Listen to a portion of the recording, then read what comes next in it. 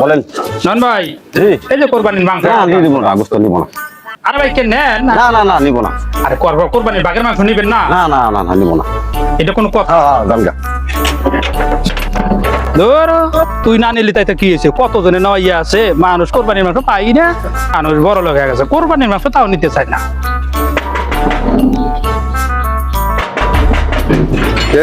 ও যে ভাই, ও যে মাংস এক টপলা নিয়ে এসেছিলাম, নেন ভাই। আপনার গোস্ত না কিসের গোস্ত ভাই? এটা আর কোরবানির মাংস না ভাই, নেওয়া যাবে না ভাই। ব্যাপার বুঝলাম না, আর এক বাড়িতে গেলাম, হেও নিল না, আপনিও নিতেছেন। আপনার গোস্ত কেউ নেবে না। আমি নেবো না, কেউ নেবে না, না নেবে, কিন্তু আমি নেবো না।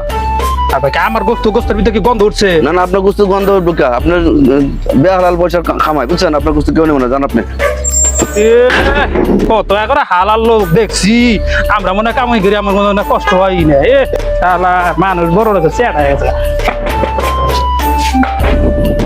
ভাই কেমন আছেন? ভালো আছে, আল্লাহ ঈদের নামাজ পড়া হয়েছে তো ইনশাআল্লাহ।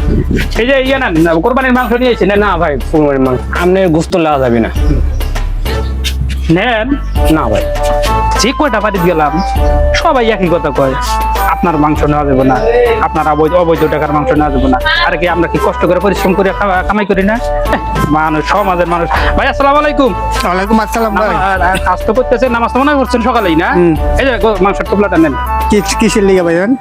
ভাই কোরবানির মাংস সবাই এটা গরিব দুঃখীরা দিতেছি, এইটাই। না বড় ভাই, আমি তো শুনছি আপনারা বলে মানুষের সাথে মাইরা দেরে নিয়ে বলে গরিব করে বিলাই এলে যাচ্ছে। অনেক আগের কথা ভাই, এলে এখন না, না। দিছি না, এখন ভালো হয়ে গেছে না। নেন আপনারা আগে ঠিক হন, তারপর আমরা নিব। এই যে কষ্ট করে মাথার গাম পায়ে ফেলে ডাল ভাত নিয়ে বগুলা নিয়ে খাই, তাই আমগো আল্লাহ খুব আমরাও তো ওই কামই করি, আমরা একটু অন্য পথে করি, আপনারা একটু ভালো মতো করেন, এইটাই। না না, আপনার অন্য আপনার আমগো মতন পরিশ্রম করেন, তারপর নেব।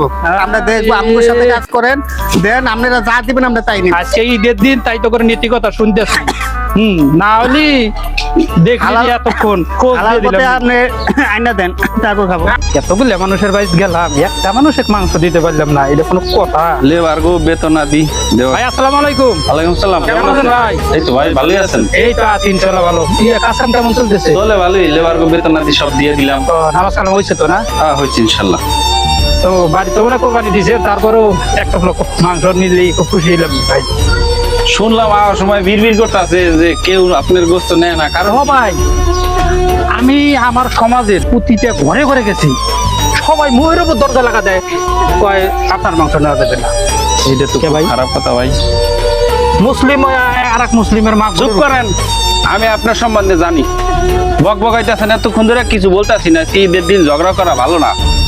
আপনি যে সমাজে কাজ বাজ করেন, আপনার ব্যাপারে এই সমাজের সবাই জানে, এই জন্য আপনার গোস্ত নিতেছেন। আমি তো এই দিক থেকে বের হওয়ার সময় শুনছি আপনি বকবকান যে এই বাড়ি গেছেন, ওই বাড়ি গেছেন, এই বাড়ি গেছেন, কেউই আপনার গোস্ত নেয় না। এর কারণ হচ্ছে আপনার সম্বন্ধে মানুষ জানে আপনি যত ধরনের খারাপ কাজ আছে, যত ধরনের অন্যায় অপরাধের সাথে আপনি সংশ্লিষ্ট, এগুলো ছাড়েন, আসেন আজকে ঈদের দিন, তওবা করেন, ভালো হয়ে যান। ভালো হইলে আল্লাহ ভালো পাইবে, তাহলে আপনার কোরবানি আল্লাহ কবুল করবে। আপনি যে কোরবানি দিচ্ছেন, এত গোস্ত খাওয়া হবে, গোস্ত তো বাজার থেকেও কিনা খাওয়া যায়। আপনি নিয়ত ঠিক করেন, তাহলে আপনার সমাজের সবাই ভালোবাসবে, আপনার বস্তুও সবাই গ্রহণ করবে। ভালো হয়ে যান ভাই। আপনার কথা আমার হৃদয়ে দাগ কেটে দিছে। আমি আপনার কথা দিলাম, আজকে ঈদের দিন আমি ভালো হয়ে যাব।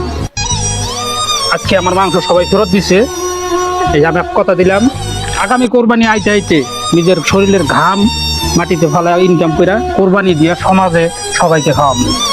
এই যে আপনার কথা দিলাম। ঠিক আছে, আল্লাহর কাছে ক্ষমা চান, আল্লাহ আপনার ভালো করুক, সুস্থ